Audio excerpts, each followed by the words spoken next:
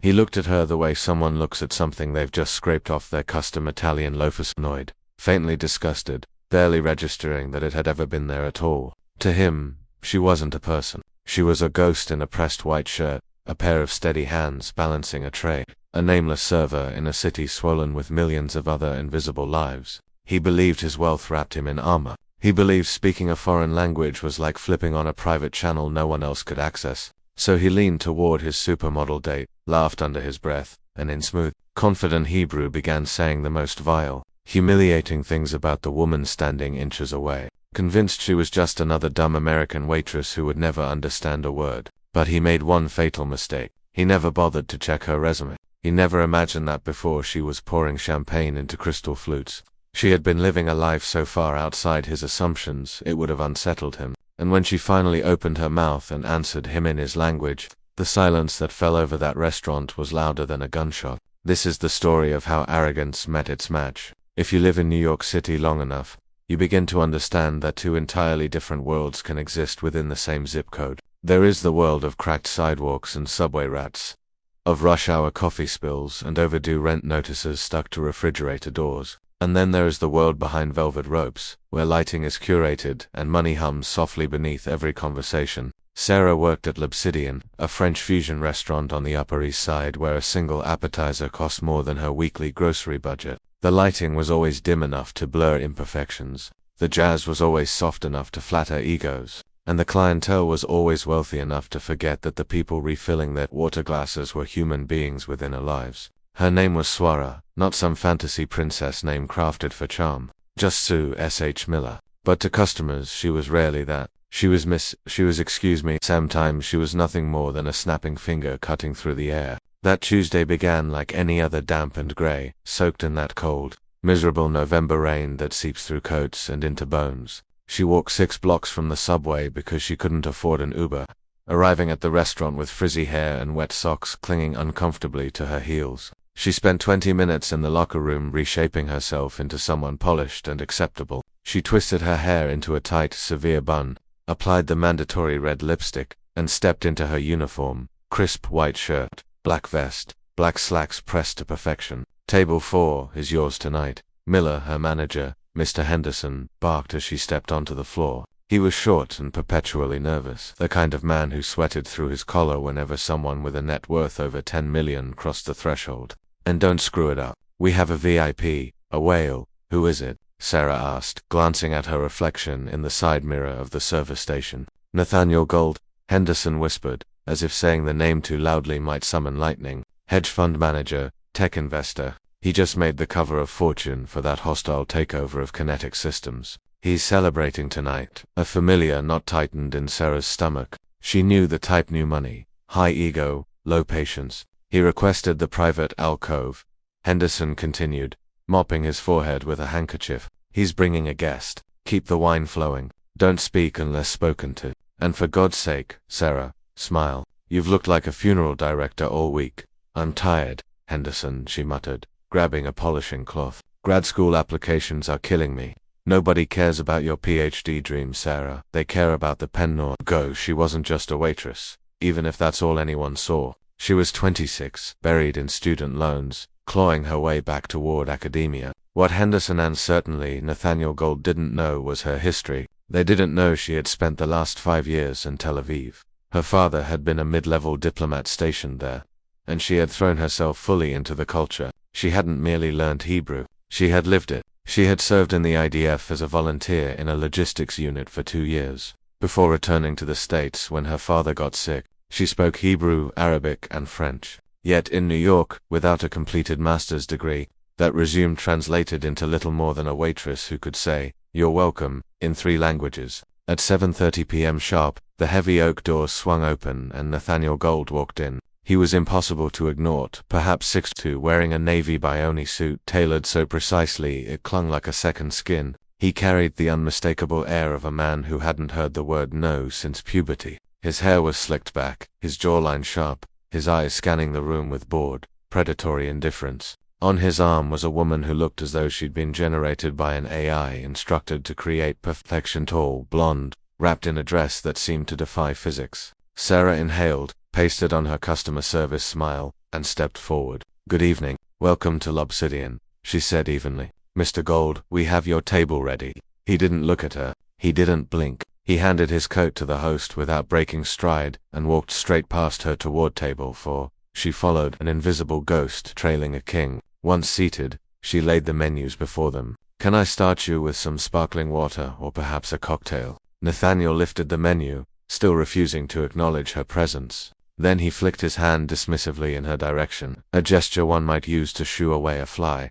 "San Pelgro ice, 3 limes, and bring the sommelier. I don't want to waste time with the house." Pause. "Of course, sir," Sarah said, and then, "and for the lady." But the woman only looked at him, waiting for permission to speak, and Nathaniel answered for her. "She have the same gut." Sarah turned on her heel, her jaw clenching as she told herself, "It's just a job. It pays the rent. It's just a wallet with a pulse." Still, as she walked away, a sinking feeling settled deep in her stomach because the night was young and Nathaniel Gold was already bored, and men like him needed entertainment, and usually that entertainment came at the expense of the little people. She just didn't realize that tonight she was going to be the main event. By 8:15 p.m., the restaurant was buzzing, yet the silence at table 4 was deafening. Nathaniel and his date Jessica, Sarah had learned, weren't really talking. Nathaniel hunched over his phone, furiously typing, while Jessica picked at her bread roll, looking terrified to make a crumb. Sarah approached with the appetizers, tuna tota with avocado mousse and a foie gras. "Excuse me," she said softly, sliding the plates onto the table with practiced precision. But Nathaniel looked up from his phone, annoyed. "Took you long enough. Did you have to catch the fish yourself?" It had been 12 minutes, a standard wait time. "My apologies, sir," Sarah replied, eyes lowered.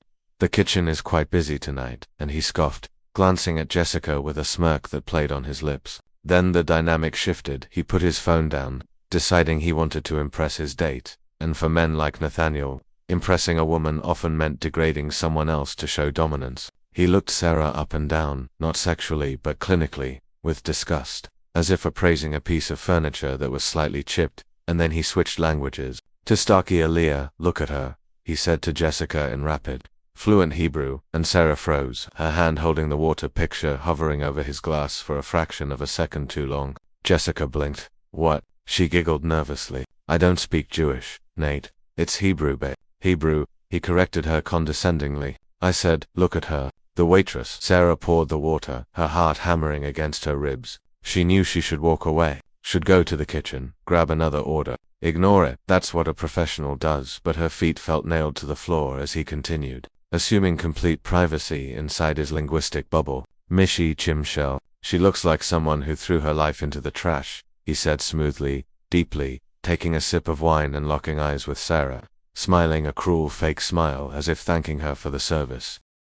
"Panim camo shell bulldog vf shell Makel, face like a bulldog and a body like a grocery store, meaning plain, boxy." Jessica giggled, not understanding the words, but understanding the tone. She knew he was mocking the waitress and wanted to be in on the joke to please him. "You're so bad, Nate. What are you saying?" "I'm just complimenting her work ethic." He lied in English, winking, then switched back to Hebrew, his voice dropping lower, turning venomous. "At Milet, I don't understand why they hire women like this here. This is a prestigious place." "She looks dirty." "Dirty." Sarah felt the blood drain from her face. She had spent 20 minutes ironing this shirt, had scrubbed her hands round. He wasn't done. He was enjoying it, leaning closer to Jessica, pointing at Sarah with his fork while looking directly at her. Queens in Harmon chat. If she was smart, she wouldn't be a waitress. She probably lives in some hole in Queens with a lot of cats. Gas it, and look at her hands. Rough. Her hands, the hands that had dismantled rifles in the Negev desert.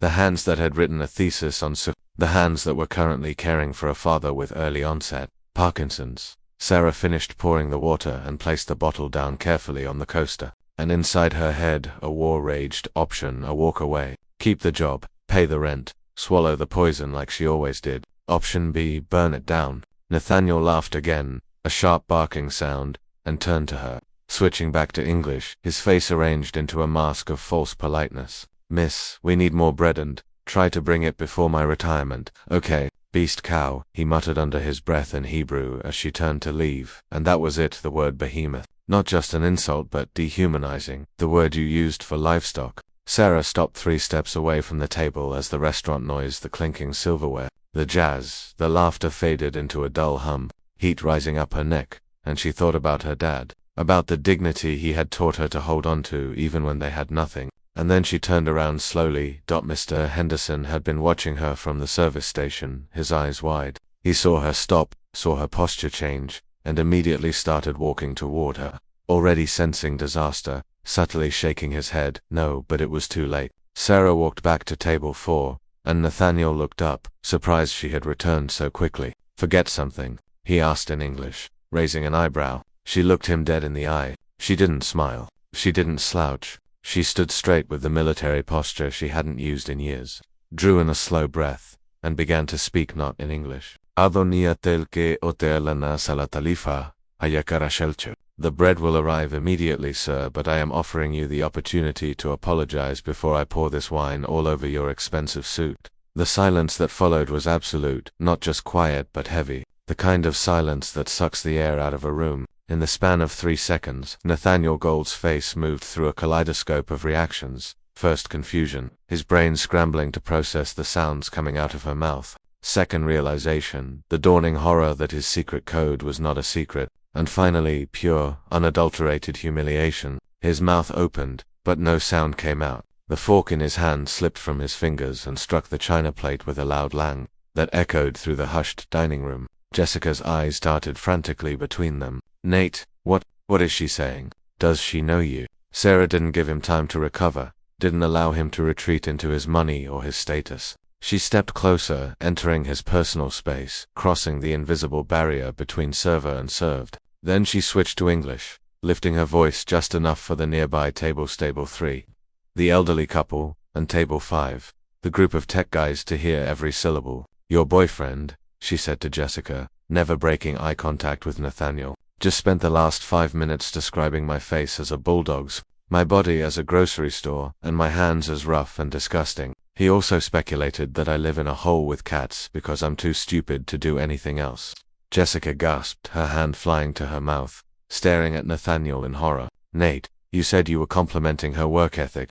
Nathaniel's face flushed a deep, violent crimson as he scrambled for control, arrogance warring with embarrassment. He shot to his feet, his chair scraping loudly against the park floor. How dare you? He hissed, his voice shaking with rage. You were eavesdropping on a private conversation. There is nothing private about insulting a human being to their face, assuming they are too uneducated to understand you. Sarah shot back, her voice steady even as her knees trembled beneath her slacks. You're fired, he spat, pointing a shaking finger at her. I'll have you fired. I'll have you blacklisted from every restaurant in this city. Do you know who I am? I know exactly who you are, Mr. Gold, Sarah said. You're a man who needs to be little waitresses to feel big. That makes you very small. Then she switched back to Hebrew, wanting him to remember one last time that he wasn't safe. I don't need your money to be a human being. You, on the other hand, need the whole world to feel important. At table 5, one of the tech guys, a young man in a hoodie with a distinct Gen Z vibe, had quietly pulled out his phone. He wasn't hiding it, he was recording. The red light blinking, the angle perfect, capturing the billionaire in the brown suit being dressed down by the waitress in the black vest. Mr. Henderson finally reached them, breathless and pale, looking as though he might have a coronary event. Sarah, he squeaked. Mr. Gold, I am so sorry. I don't know what got into her. She's leaving right now. Sarah, get to the back. Nathaniel redirected his fury at Henderson. This is unacceptable. This is a hostile environment. I want her gone, and I'm not paying for this water. Of course, Mr. Gold, of course, Henderson stammered, bowing his head like a servant in a feudal court. Sarah looked at Nathaniel one last time. He looked like a pouting child. The spell was broken. He wasn't a king, he was just a bully with a credit card. Don't worry, Henderson, she said as she unpinned her name tag. I'm not going to the back. She dropped the name tag onto table 4, where it landed beside the untouched tuna. I quit. Then she turned and walked out. She didn't run, didn't cry. She walked through the dining room past the stunned faces of the other diners. And as she passed table 5, the guy with the phone gave her a subtle nod of respect. She pushed through the heavy oak doors and stepped into the cold, biting New York rain without her coat. It was still in the locker room without her tips for the night, without a job. Yet, as the rain hit her face, washing away hairspray and makeup, she felt something she hadn't felt in years. She felt clean. The adrenaline crash hit about 3 blocks away, because in the moment, fighting for your dignity, You feel like Wonder Woman, but when the moment passes and you're standing on a street corner in Manhattan at 8:45 p.m. on a Tuesday with wet socks and zero income, reality slams into you like a freight train, and Sarah collapsed onto a bench in a bus shelter, her whole body shaking. What did I just do? She thought, the question echoing in the hollow space inside her chest as she pulled out her phone and stared at her bank account balance glaring back at her. $34,218 rent was due in 4 days, was whole. $1,200 for her share of the tiny apartment and next week she had her dad's medication to pay for. Stupid, she whispered, burying her face in her hands. Stupid, stupid pride. She couldn't tell her dad. Yes, he would be proud of her for standing up for herself. But the stress of her unemployment would only make his condition worse. He worried about her constantly, and she had to protect him. She took the subway home, the screeching wheels matching the chaos in her head, wedged between a man sleeping with his mouth open and a woman eating a bag of chips. Staring at her reflection in the dark window, the bulldog face Nathaniel had mocked, but she didn't see a bulldog, only a tired, frightened woman who had let her temper destroy her livelihood. When she reached the apartment, she didn't turn on the lights. Her roommate, Jessica, ironically the same name as the woman at the restaurant, was out with her boyfriend. Sarah went straight to her room, peeled off her wet uniform, and crawled into bed. And she cried not the noble single tear from movies, but ugly crying, gasping for air until her chest hurt. She cried for the humiliation, for the terror of being broke, and because for one awful moment Nathaniel Gold had made her believe she really was worthless. She fell into a restless sleep, dreaming of endless tables stretching for miles, customers speaking languages she couldn't understand, all of them laughing at her. The next morning she awoke to a sound she hadn't heard in a long time.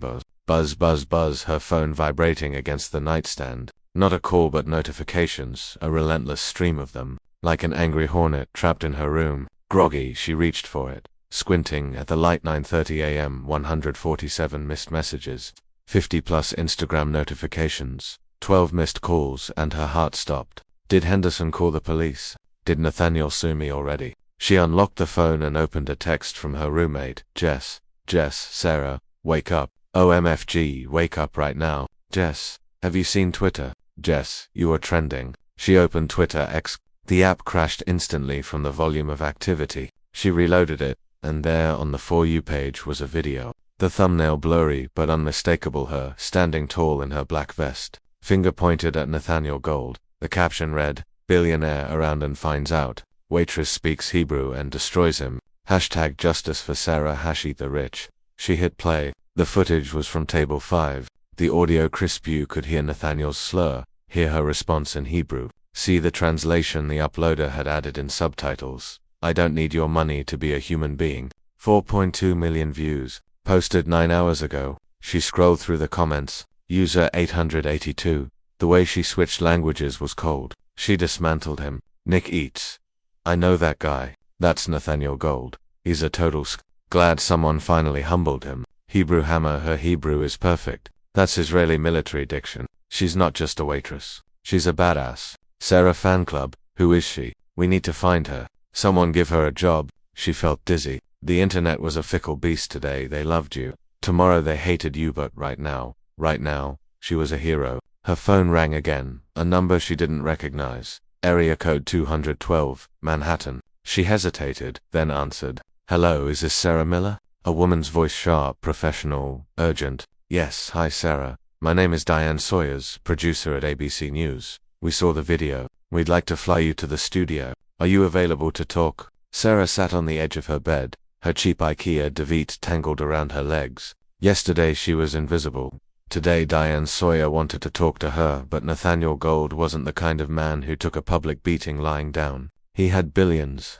He had lawyers. He had PR firms. And as she was about to learn, he was already plotting his counterattack. She walked into the living room, phone still in hand. Jess was there with coffee, staring at the TV. "Sarah," she screamed, jumping up. "Look." On the screen, a local news channel, a bright red banner, "Restaurant Rage, Waitress Attacks Prominent Investor." A statement from Nathaniel Gold's PR team scrolled beneath. Mr. Gold was the victim of an unprovoked anti-Semitic verbal assault by a deranged staff member at L'Obsidian. He is considering pressing charges for harassment and emotional distress. He claims the video was edited and taken out of context. Sarah's stomach dropped. He was twisting it, playing the victim, preparing to use his power to crush her before she could even stand. She looked at Jess. He's lying.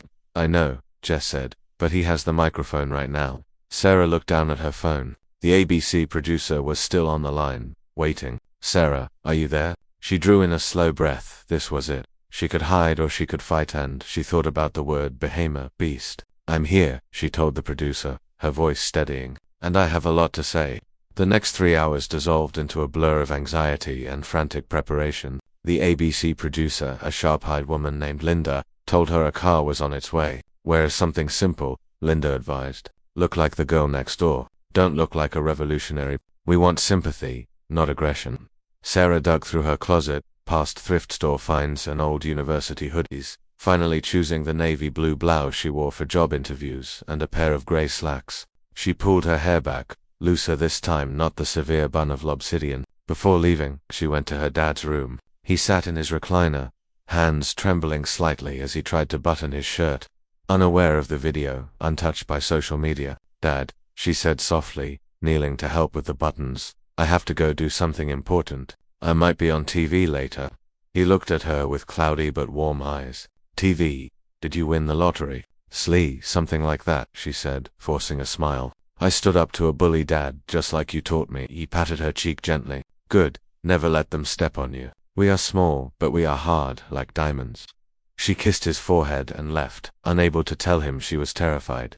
That the bully was a billionaire, painting her as a hatemonger. The black town car downstairs was sleeker than any apartment she'd ever lived in, and as she slid into the leather back seat, her phone rang again, a known number. Expecting Linda, she answered. Ms. Miller, a man's voice, cold, metallic, precise. Yes, this is Arthur Sterling, representing Mr. Nathaniel Gold. I am calling to inform you that we are filing an emergency injunction to stop you from speaking about Mr. Gold publicly. If you step onto that set today, we will sue you for defamation of character, breach of implied privacy, and emotional distress. We are seeking damages in the realm of $10 million. Her throat went dry. $10 million.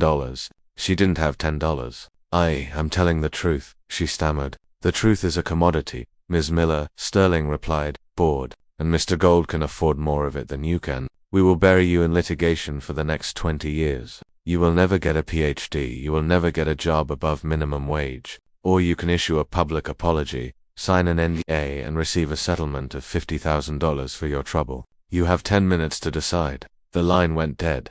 Sarah sat frozen, phone slipping in her sweaty palm as the car moved through the midtown tunnel, nausea rising in her throat. $50,000 could pay off her loans. Get Dad better Carit was the safe way out, but then she saw Nathaniel's face again. Heard behemoth beast. If she signed, she would be agreeing she was a beast, agreeing that men like him could treat people like garbage and buy their silence. She texted Linda, his lawyer just threatened me. $10 million lawsuit. Linda responded instantly. Standard intimidation tactic. We have legal counsel here. He can't sue you for retelling a true event that happened in a public place. Don't fold. He's scared. He's scared. She clung to those words like a lifeline. The studio was chaos when she arrived, interns rushing with coffees, cameras swinging on cranes, the hum of high-voltage lights. She was ushered into a makeup chair where a woman aggressively powdered her nose. You're on in 5, the floor director called. They led her to the set, a glass table, the Manhattan skyline glowing behind it. The anchor, arguably the most trusted woman in New York, News' Margaret Vance, looked even more intimidating in person. Sarah, she said without looking up from her notes, thanks for coming. This is a big story. Everyone loves a David and Goliath narrative. Thank you for having me, Sarah replied, her voice trembling. Just speak clearly. Look at me, not the camera, and be ready. Ready for what? Margaret finally looked up, and there was a flicker of pity in her eyes. We reached out to Mr. Gold for comment. We didn't think he'd accept, but he did. He's joining us via satellite from his office. Sarah's heart slammed against her ribs. This was the trap. They hadn't told her because they knew she wouldn't come. They wanted the drama, the confrontation, live on air. In 3, 2, 1. The red light blinked on. Good morning, Margaret began smoothly. It's the video everyone is talking about, a billionaire hedge fund manager, a waitress, and a linguistic showdown in an upscale Manhattan restaurant. Joining me now is Sarah Miller, the woman at the center of the storm. And joining us remotely, Mr. Nathaniel Gold. A large monitor to Sarah's left flickered to life. Nathaniel sat in a leather chair before a wall of books. Composed, almost sympathetic, dressed in a soft cashmere sweater instead of a suit. He looked approachable, that it was a calculated costume change. Sarah, Margaret began, walk us through what happened. Sarah drew in a steady breath. I was serving Mr. Gold. He was unhappy with the wait time. He began making derogatory comments about my appearance and my intelligence to his date in Hebrew, assuming I couldn't understand him. Mr. Gold. Margaret turned to the screen. Is this true? Nathaniel offered a sad, tired smile. Margaret, first let me say that I am deeply embarrassed that a private dinner has turned into this circus, but Miss Miller's account is creatively translated. I was speaking Hebrew. Yes, it is my heritage. I was discussing the atmosphere of the restaurant. I used the word behema, which in colloquial slang can mean chaotic or wild situation. I was referring to the kitchen service, not this young woman. I would never insult a woman's appearance. I was raised better than that. He paused, looking directly into the camera. I believe Ms. Miller is struggling financially, which is a tragedy of our economy, and saw an opportunity to exploit a misunderstanding for internet fame. I forgive her. I really do. Sarah stared at the screen. He was good, terrifyingly good. He had just gaslit 4 million people. Sarah, Margaret turned back to her. He says it was a misunderstanding about the word behem. The studio felt stifling. She could almost hear the audience thinking maybe the billionaire is right. Maybe the waitress is just a gold digger. She looked at Nathaniel and caught the faint smug glint in his eyes. Slowly, she straightened her spine, summoning the version of herself who had once stood at border checkpoints in the middle of the night. That is a fascinating explanation, Mr. Gold, she said, her voice strengthening, but grammatically impossible. Nathaniel blinked. Sarah faced Margaret. Hebrew is a gendered language. Everything has a male or female form. When he called me a behema, he used a singular feminine structure. If he were referring to the situation or the service, as he claims, the syntax would have been entirely different. Furthermore, he used the phrase panim kamushel bulldog face like a bulldog. There is no colloquial slang where bulldog means slow kitchen service. He also said Gura Bey chore lives in a hole. Again, specific directed language. She turned back to the monitor. Mr. Gold, you can lie to the American public because they don't speak the language. But you and I both know that Hebrew requires precision. And your insults were very, very precise. You didn't call the situation a beast. You called me a beast. Nathaniel's smile flickered. He hadn't expected a grammar lesson. Hadn't expected her to be an academic. Well, he chuckled weakly. Semantics. It's her word against mine. Actually, Margaret cut in, pressing a finger to her earpiece. It isn't. The air shifted. Margaret's expression hardened. We have breaking news coming in via our social media desk. It seems another witness has just come forward and it's not a diner. She looked into the camera. We have a statement from Jessica Vane, Mr. Gold. That was your dining companion last night, correct? Nathaniel's face drained of color. The cashmere sweater suddenly seemed too warm. We cannot get Jessica Vane on the phone live, Margaret continued, glancing at a tablet just handed to her, but she has posted a video to her Instagram story tagging our station. We have verified her identity. Let's roll it. The monitor cut from Nathaniel's frozen expression to a shaky video filmed in what looked like a bathroom only minutes earlier. Jessica appeared nothing like the polished doll from the restaurant, her mascara smeared, a bathrobe wrapped around her, visibly shaken. Hi, she sniffed at the camera. I'm seeing what's happening with Sarah and Nate, and I can't let him lie like that. I was there. I asked him what he was saying. He told me he was complimenting her work ethic, but the tone it was mean. It was evil. She inhaled unevenly. And when we got in the car after she quit, he went crazy. He started screaming at the driver. He threw his phone. He told me that if I ever spoke to anyone about it, he'd ruin my modeling career. He called me stupid. He said I was just a prop and I should shut up. Jessica looked straight into the lens. Sarah is telling the truth. He said those things. He mocked her and he mocks everyone. He thinks he's a god. I'm sorry I didn't say anything at the table, Sarah.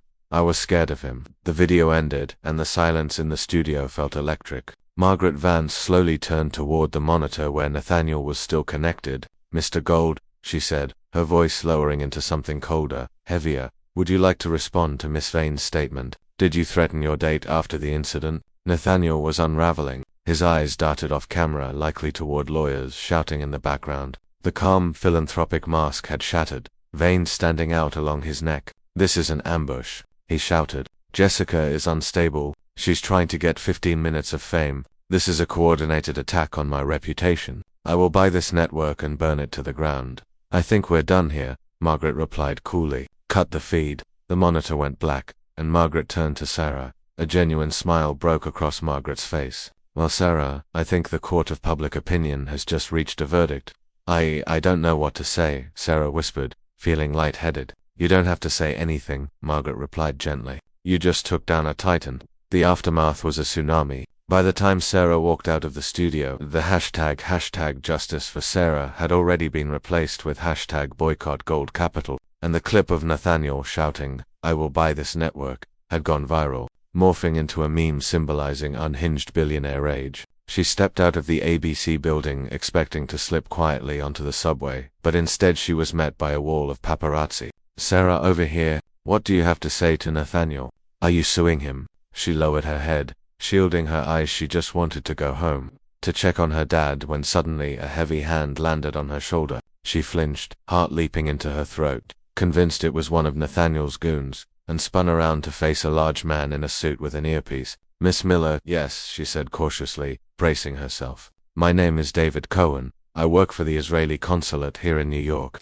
She blinked. The consulate? The consul general saw the video, David explained, subtly shielding her from the cameras. He was very impressed by your Hebrew and your service record. He would like to offer you a ride home and perhaps a conversation.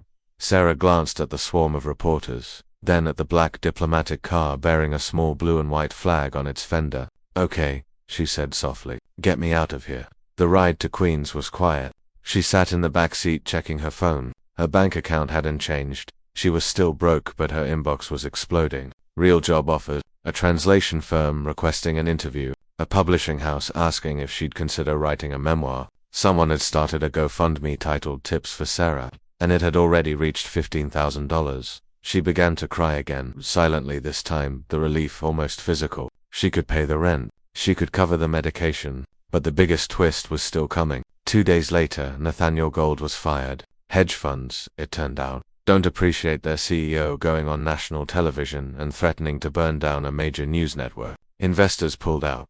The board convened an emergency meeting, and he was ousted in a vote of no confidence. Sarah was sitting in her living room watching the news report of his firing when there was a knock at the door. Not the press. Not a lawyer, but a courier holding a thick, cream-colored envelope. Sarah Miller. Yes, sign here. She signed, took the envelope inside, and opened it. The letter inside was printed on heavy, expensive stationery, bearing not a law firm's logo but that of Kinetic Systems, the company Nathaniel had hostilely taken over before his fall. Dear Miss Miller, it began. We watched your interaction with our former chairman, Mr. Gold. We were appalled by his behavior but intrigued by yours. We are a global company with major operations in Tel Aviv and Dubai.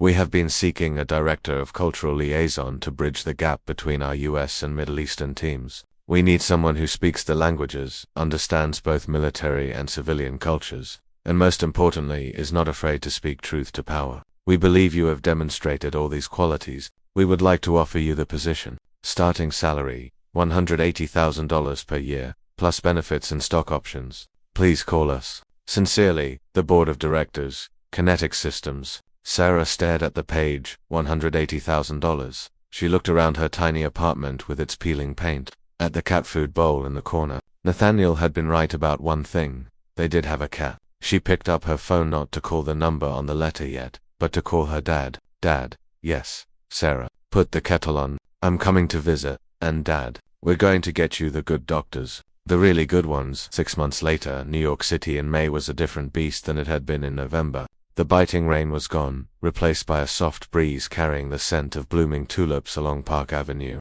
Sarah stepped out of the revolving doors of Kinetic Systems headquarters on 57th Street, her heels clicking confidently against the pavement. Manolo Blahniks now, not the worn-out non-slip shoes she once wore. She adjusted the lapel of her blazer. She had just wrapped up a negotiation call with a tech firm in Haifa, and the deal was closed. Her bonus alone would exceed her entire annual salary from waitressing. But today wasn't about business. Today was her father's 60th birthday. She hailed a Cabno subway for special occasions, and gave the driver the address. 72nd and Madison, please. The driver nodded. She leaned back, catching her reflection in the window. The bulldog face Nathaniel had mocked was radiant, her hair down in soft waves. She looked like a woman who owned her time, not one renting it out by the hour. The cab pulled up in front of L'Obsidian. She hadn't returned since the night she dropped her name tag on table for. Outside, Her father sat waiting on the bench, looking dapper in the new suit she had bought him. He was smiling, enjoying the sun,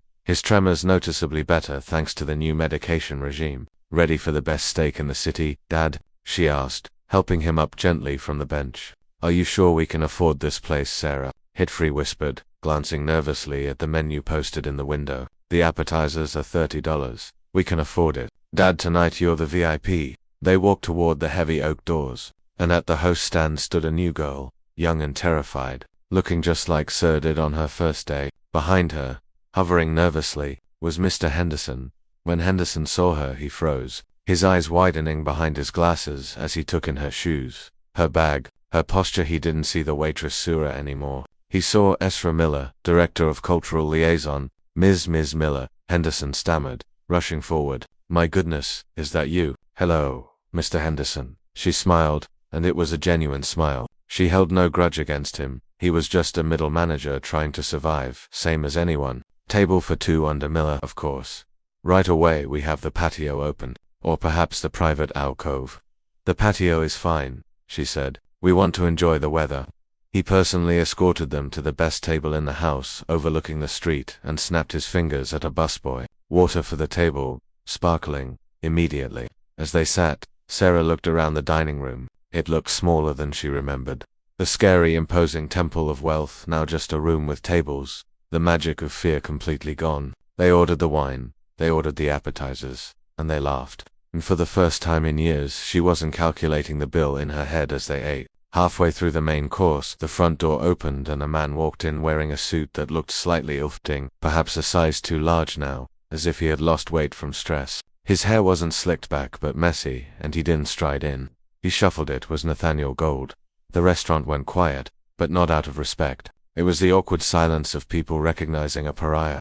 Because after the video, the firing, and the public shaming, Nathaniel had become a persona non grata in New York high society. He walked up to the host stand. "I need a table," he muttered, his voice raspy. "Just one." The young hostess checked her reservation book. "I'm sorry, sir. We are fully booked." "Look, I see empty tables," Nathaniel snapped, a flash of his old arrogance surfacing. "Do you know who I am?" "We know who you are, Mr. Gold," Henderson said, stepping in, his voice firm. "And we are fully booked." Nathaniel looked around the room, his eyes desperate. He needed to be seen, needed to prove he still belonged in this world. And then his gaze scanned the patio and landed on Sarah. He stopped. Sarah held her fork, a piece of filt minor, halfway to her mouth, and looked at him. He blinked as if seeing a ghost, his eyes shifting to her dad eating happily, to the bottle of expensive wine on their table, and he took a step toward her. The old Nathaniel would have sneered, but this Nathaniel looked like he wanted to cry. "Sarah," he croaked, and diners nearby stopped eating to watch while the waiter hovered, ready to intervene. Sarah placed her fork down slowly and dabbed her mouth with the linen napkin. "It's Ms. Miller," she corrected him calmly. He swallowed hard. "I heard about the kinetics job. That was my deal." "Kinetics was my deal. It was," she agreed evenly, "until you proved you didn't have the temperament to lead it." "I lost everything," he whispered, and it wasn't an apology. It was a complaint. He still wanted her to feel sorry for him. "They took my firm, my reputation. Jessica left me. I'm trying to get back on my feet." He glanced at the empty chair beside them, as if hoping for an invitation. "I didn't mean what I said that night," he lied. "I was stressed. You know how it is." Sarah looked at her dad who had worked hard his whole life, who never insulted anyone, who treated everyone with dignity, and then she looked back at Nathaniel, a man who had everything and threw it away because he couldn't control his own ego. She stood up, taller now, in her heels. "I do know how it is, Nathaniel," she said steadily. "I know exactly how it is to be judged by someone who thinks they are better than you." She reached into her purse, pulled out a $20 bill, walked over to him, and tucked it into the breast pocket of his ill-fitting suit. "The kitchen is busy tonight," she said, echoing his words from 6 months ago. "Why don't you go grab a slice of pizza?" "It's on me," the room gasped. Nathaniel's face turned the color of ash as he stared at the money in his pocket and then at her. She leaned in close so only he could hear, and she had one last thing to say to him, in the language he thought was his shield. "Agal Galvi, Nathaniel Ma.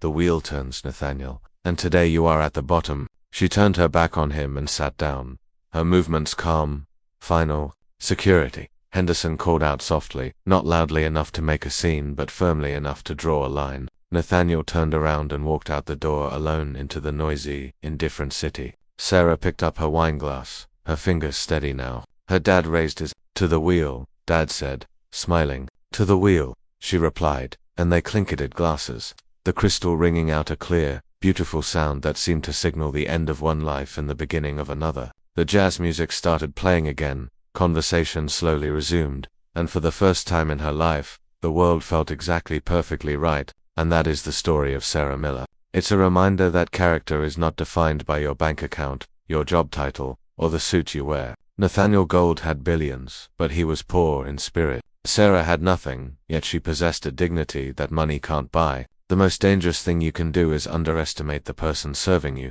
because you never know who they are, what they know, or where they're going. The invisible people you pass every day carry stories, talents, and strength you can't imagine. Nathaniel learned the hard way that when you use your power to humiliate others, you're only digging your own grave. As Sarah said, the wheel turns. Sometimes you're up, sometimes you're down, but if you're kind, you'll never be alone. What would you have done in Sarah's shoes? Would you have stayed quiet to keep the job, or would you have burned it down like she did? Let me know in the comments below. I read every single one. If you enjoyed this story of karma and justice, please destroy that like button. Subscribe to the channel and hit the bell icon so you never miss a story. Share this video with someone who needs a reminder that nice guys and girls don't always finish last. Thanks for watching, and remember, be kind. You never know who understands your language.